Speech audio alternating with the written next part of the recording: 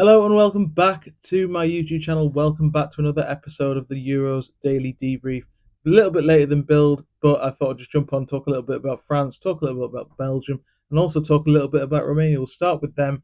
First victory at the Euros since 2000, only their second in total. Absolutely destroyed Ukraine in Munich yesterday. Phenomenal performance. Ukraine were a bit all over the place. Bit of a shock given the difference in quality on paper between the two teams. Mudryk playing up didn't really get the ball very much. Didn't really struggled to get himself in the game. Andrei Ludin made a couple of should have done better with a couple of the goals as well. Is it a massive shock though? I think Ukraine, although they got to the quarterfinals 3 years ago, have not really made much of a mark on the top European stage. So is it difficult to really call it a massive shock. It's a big step for Romania in what is quite an open group because Belgium lost to Slovakia later that day, and that group is really open now. I think we can possibly look at Slovakia or Romania as two nations that could quite conceivably get into the knockout stages. Slovakia they pressed brilliantly against Belgium. They were all over them throughout. Really, I think Belgium created enough chances. Romelu Lukaku, another sort of failing on the top stage for Belgium. I know he's their top scorer, but there's so many games where he just misses so many chances, and he put the ball in the net twice, both disallowed, one for offside, one for a really harsh handball against substitute Lois Openda, which I think rightly Belgium are a bit aggrieved about. But they just were very, very poor throughout the game. This is a Belgium side that I don't think anyone really expects them to go very far. They're in a bit of a transition under Dominika Tedesco as a young manager. They've lost a lot of key players. Obviously, they came towards the end of a generational cycle with Eden Hazard retiring. Alderweireld's not there. Kevin De Bruyne is 32. Axel Witsel's 35.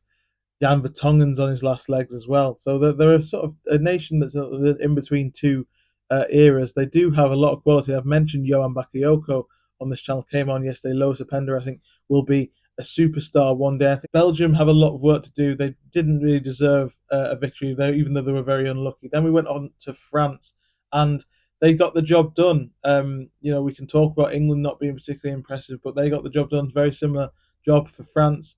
The big story, though, apart from the fact that N'Golo Kante returned at age 33 and just absolutely dominated in the way we all know he can do, really looked refreshed and at the top of his game again after a very difficult end to his Chelsea career. Everyone would have assumed when he went to Saudi Arabia that he would just that would be the end of him, but he's come back and he's absolutely shone for France last night. Their best player, Kylian Mbappe, though broke his nose, went to a Dusseldorf hospital.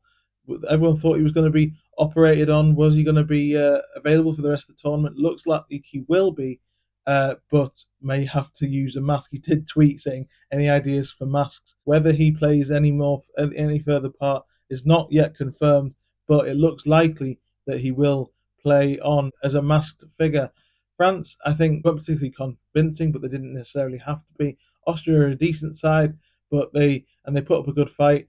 But the own goal that was set up by Mbappe's cross in the first half really sort of did it. France are just a team that know how to win these games. That's why they're my favourites, not because they will necessarily blow teams away. I don't think you have to in tournament football. I don't think Didier Deschamps has ever really done that. I don't think that's in his makeup. He's a bit like Southgate in the sense that he likes to keep a lid on the quality that he's got throughout the squad. But the difference, I think, between Southgate's squad and Deschamps' squad is that Deschamps' squad is chocker block with world class players in every position, which Southgate unfortunately isn't blessed with in defence. That's why I think there's a bit of a difference in the approach.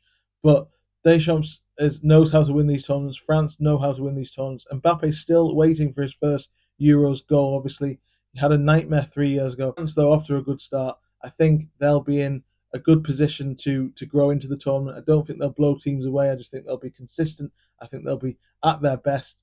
When it matters, they'll be clinical. They've got so much quality on the squad on the team. You see Marcus Thuram playing, Camavinga and Tchouaméni in midfield alongside Kante. They've transitioned, unlike Belgium, who've lost a lot of key players in the last few years and not really found immediate replacements. Paul Pogba's not there anymore for France, but Tchouaméni and Camavinga have come in and just absolutely been fantastic. So I think France are a team to watch, obviously, and they'll grow. They'll become the team to beat, I think, for anybody else as the tournament goes on. But it just depends on whether Mbappe plays and also stays fit. Should Romelu Lukaku be dropped for the next game? Let me know in the comment section below. Do you think France are the favourites? Also, let me know in the comment section below. I'll be back tomorrow with another episode of the Euros Daily Debrief. Like, share, and subscribe, and I'll see you next time. Cheers.